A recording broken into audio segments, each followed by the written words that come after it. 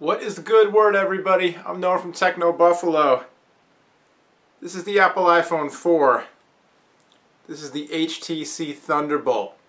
Both phones are available on Verizon, although this is the AT&T version of the iPhone 4. The Thunderbolt is the biggest, baddest new kid on the block. It's got LTE, it's got an 8 megapixel camera on the back, a 1.3 megapixel camera on the front, it's got Android, it's got HTC Sense, it's got a kickstand. The iPhone 4, still perhaps the most popular smartphone in America, maybe in the world if you're looking at individual model sales, not the whole platform. Either way, it's still the one people want to know. Well, this new thing, the Thunderbolt, is it better than the iPhone? Let's find out. I'm gonna get you!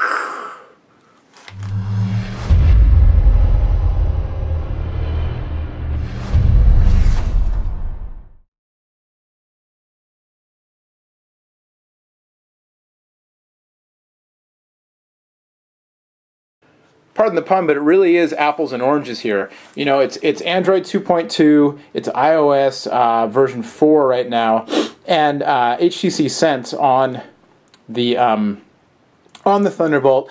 There are some pre-installed Verizon apps, and they're not removable out of the box, which is too bad.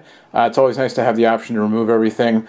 And also, there's no 4G on-off switch. There's no toggle switch for the LTE network on the Thunderbolt out of the box. You can, you know, if you're so inclined to know what you're doing, you can download a third-party one, and that's too bad as well, because it's nice to have that manual control to toggle LTE off if you're not wanting to use it. But both devices have Wi-Fi built in. They have optional mobile hotspot capabilities.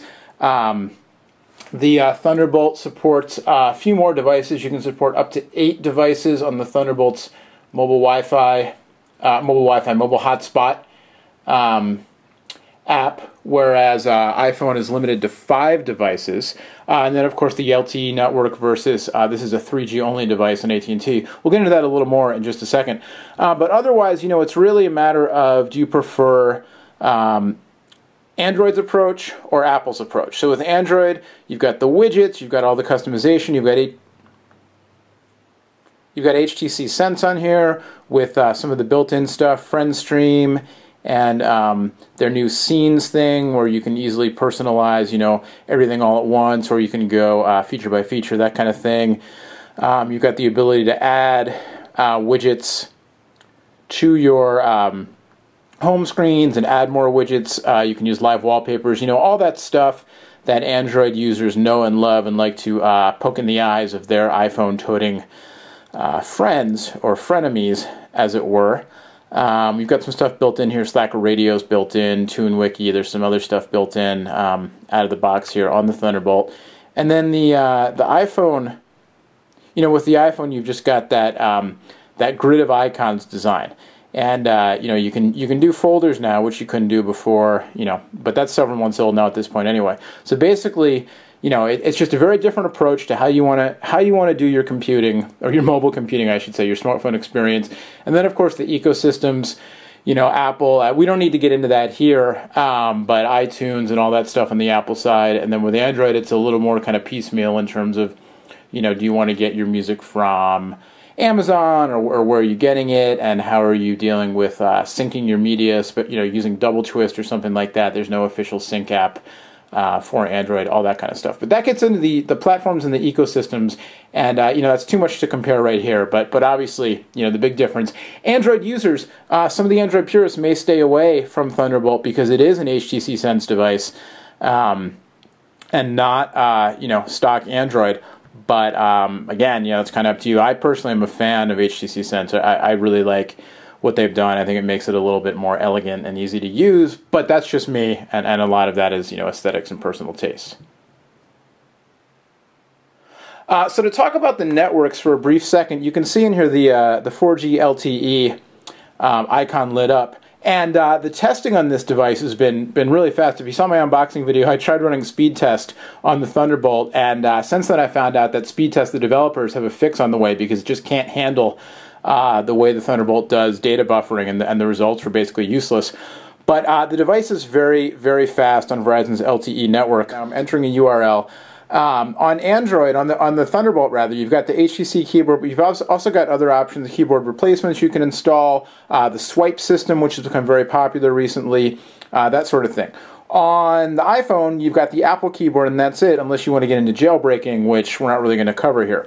Both keyboards work well. HTC's keyboard has generally been my favorite of the Android keyboards, but I haven't been, especially in the last couple months, tried out all of the keyboard replacements that are out there. But generally speaking, I like the HTC keyboard. I also like the big 4.3-inch display for typing, and when you turn the phones into widescreen mode to type with two thumbs, as I often like to, and this way you really get a lot of room here on the Thunderbolt, which is nice. Again, iPhone certainly works well. Millions of users, wouldn't use it otherwise, unless, you're an Android fanboy calling, yeah, they would, they're sheep. But anyway, it certainly works fine. But this is a case where that extra real estate, you can see just how much physically larger,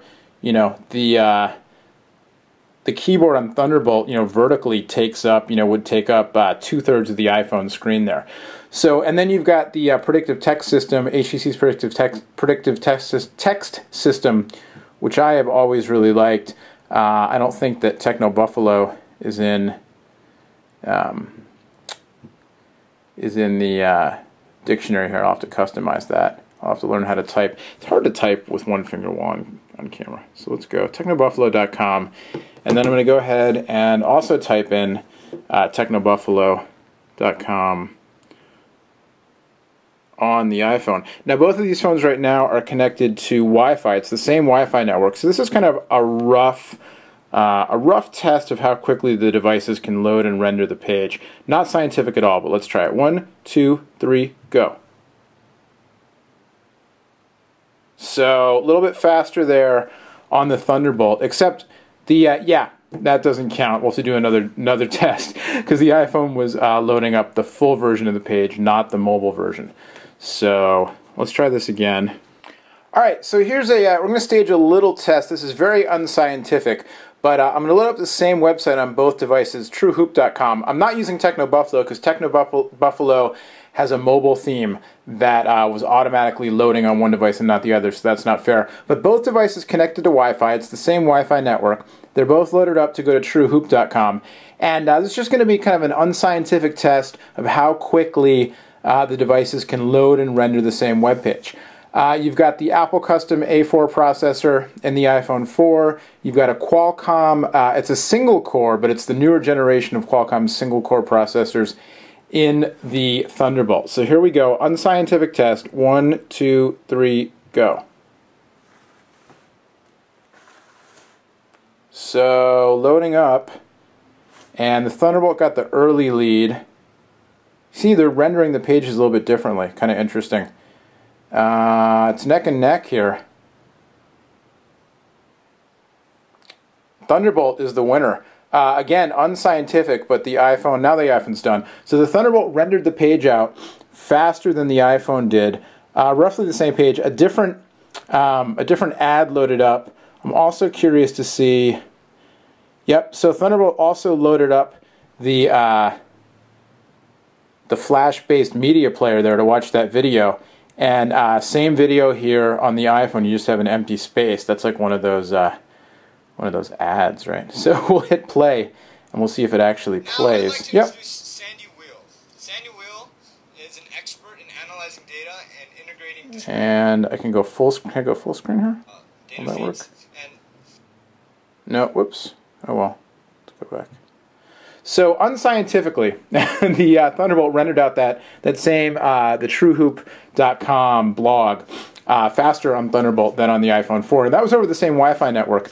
In terms of data, cellular data, Thunderbolt just blazes. The Verizon LTE network, if you follow Techno Buffalo, you don't want to hear me talk about this again probably, but out here in the San Francisco area and Oakland and the surrounding area where it's turned on, and everywhere else I've heard reports from where it's turned on, it's just very, very, very fast.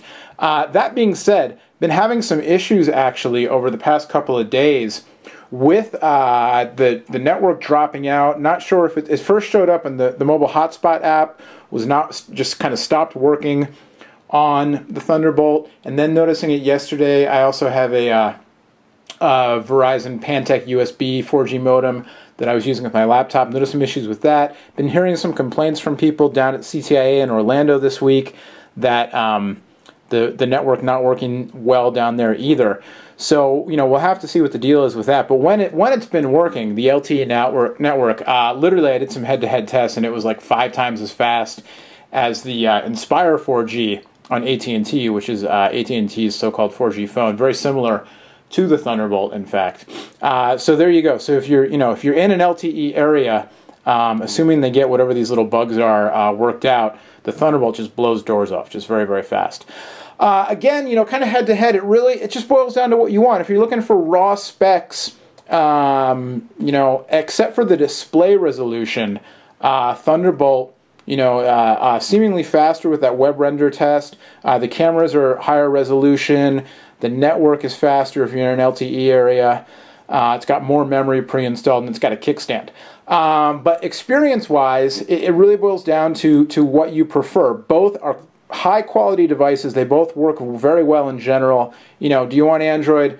Do you want iPhone? Buying advice-wise, if you're in the market for an iPhone, if you can wait a few months till June when everybody expects iPhone 5 to be announced, I think it'll be worth the wait. I personally think we're going to see a 4G version, an LTE version for Verizon, and some sort of 4G for AT&T, but we'll see.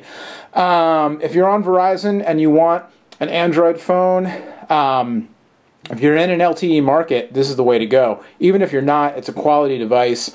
Droid Bionic with a dual-core chipset coming out soon, and then some rumors about some new HTCs, although I don't know if they're going to head to Verizon right away with the QHD super high-res display. But otherwise, this thing's a beast. It works really well. Again, just these issues being worked out with the LTE network or something in the device, apparently, because I was having that hotspot problem.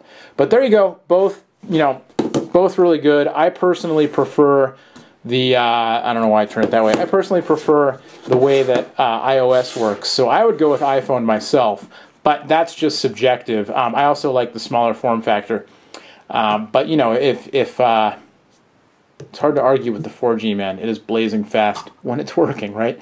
So there you go. Hope that helps. It's kind of a throwdown. It's kind of a buffalo fight. Can we call it that? I don't know. Whatever you want to call it. Head-to-head. The Thunderbolt, the iPhone 4.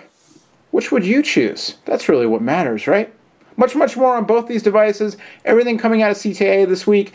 And whatever's next. 4G, 5G, AT&T buying T-Mobile. What's Sprint going to do? What's Verizon going to do? All that stuff, we got you covered on TechnoBuffalo.com. Till next time, my name's Noah. Thanks for watching. We'll see you later.